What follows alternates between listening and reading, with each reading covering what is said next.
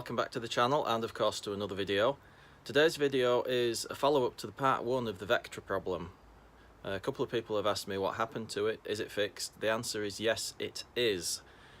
But all the footage that I took doing the final fix, I've managed to delete by mistake, so hey ho. So I'm going to run through what I did, what problems I found, how I managed to fix it in the end. The first thing we're going to look at is the throttle body. You'll remember from the first video that I took that off to get to an exhaust clamp for the EGR, the exhaust gas recirculation. The pipe that fed the EGR valve had split, and I had to take the throttle body off to get access to the clamp that holds that on. When I did that, I noticed that the butterfly valve was open, and I assumed that that was causing part of the issue. So I ordered a replacement throttle body, and I got that fitted, and that takes us into today's video, so let's get into it. So this is the throttle body that I removed from the car. As you can see, the butterfly valve is open, which is actually the correct position for it to be in when the car is turned off. As the engine shuts down, it closes. That prevents the engine juddering as it shuts down, and then it reopens again once the ignition has been completely switched off and the key removed. However, we got the replacement and I took this off, and this is what I found.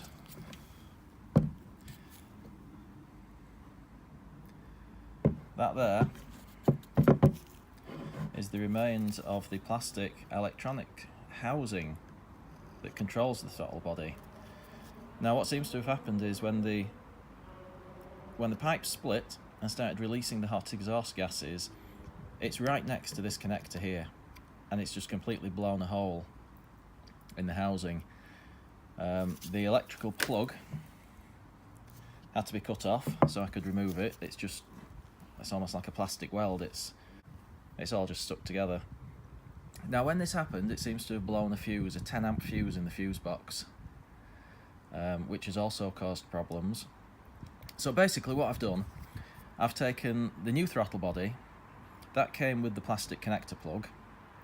So I've cut this one off and soldered the wires onto the new connector directly onto the loom on the car itself.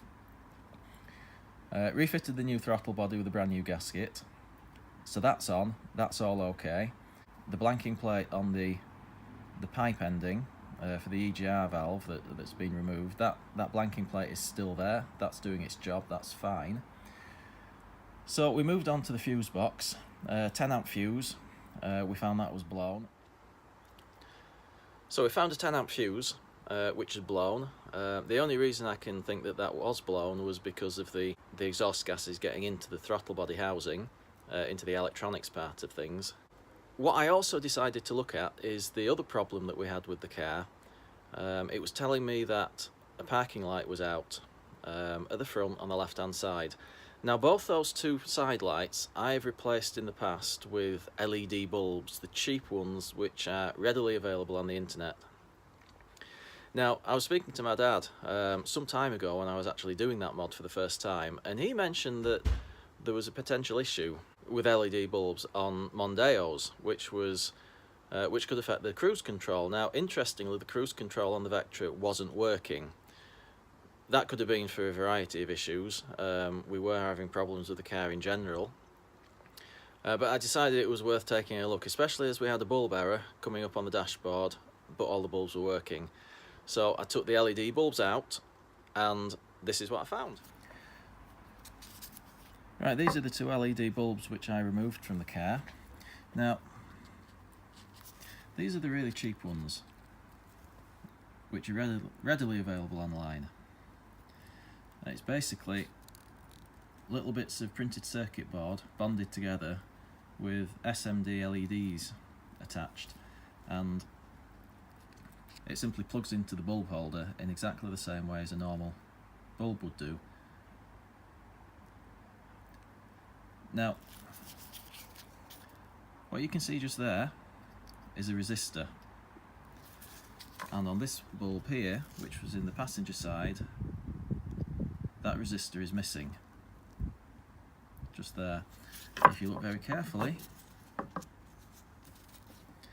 on both the bulbs you can see quite a lot of corrosion. Now the difference between these bulbs and normal bulbs is that a normal side light bulb, a traditional filament bulb, is a sealed unit, a little glass bulb, whereas these are open to the elements, and the moisture in the atmosphere attacks the printed circuit board and the connections and causes corrosion like that. And when that happens, you start having issues with components such as resistors. Now these resistors are important because, especially on the Vectra C and many modern cars, it's made up of a CAN bus system, which is controlled area network bus, similar to USB, which is a universal serial bus. It's a way of a computer communicating with peripheral devices. So for example, your computer at home, via a USB cable you could control a printer, a mouse, anything like that. On a car, the network is made up of various different electronic control units. There's one for the car, which has traditionally been, there's one for the engine, which has traditionally been known as the ECU, and the engine still does have its own ECU. There are many other electronic control units throughout the car which communicate with each other. And part of what the CAN bus system does is to check for faulty bulbs, which is how the car knows when you have a bulb out. And what it does, it sends through a little current, which for a normal filament bulb isn't enough for it to light up. And it's checking for resistance.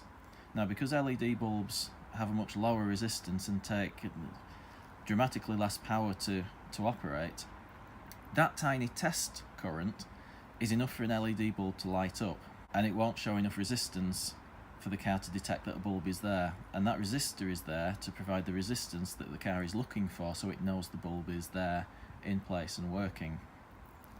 Obviously when that corrodes, it causes errors in the system. So what I actually did was take these out and replace them with standard filament side light bulbs. So to recap, what I did was replace the throttle body with a second-hand unit, replaced the wiring connector plug on that, resoldered that into the wiring loom in the engine bay, replaced the gasket, I replaced the 10-amp fuse in the fuse box, and I also removed the faulty LED bulbs and replaced them with standard bulbs. And the car works. It runs probably better than it ever has done. I suspect that the old throttle body was on its way out. Ever since I had the car, I've had the car for about a year, ever since I've had the car though, there's been a slight judder in acceleration between about 1500, 2000 RPM in 4th, 5th and 6th gear when you're wanting to accelerate, particularly noticeable on the motorway. That seems to have been cured as well. Whether it's coincidence, whether it was a faulty throttle body, I'm not certain. All I do know is that the car is fixed, it's running, and I'm back on the road, which is great. So I'm afraid that's about it for this video. I'm sorry about the lack of footage. I film everything on my iPhone, I edit everything on my iPhone, and for some reason I must have just selected the wrong items in the folder and deleted them by mistake, so my apologies for that. Stay tuned though, there's more to come on the Astra Turbo. There's going to be more on the Vectra. I'd like to thank everybody for watching, everybody who's liked, commented and subscribed. I got a few new subscribers recently. Please feel free to share the video on social media if it's something that you have friends or family that might be interested in. But for now, thanks for watching, and I'll see you in the next video.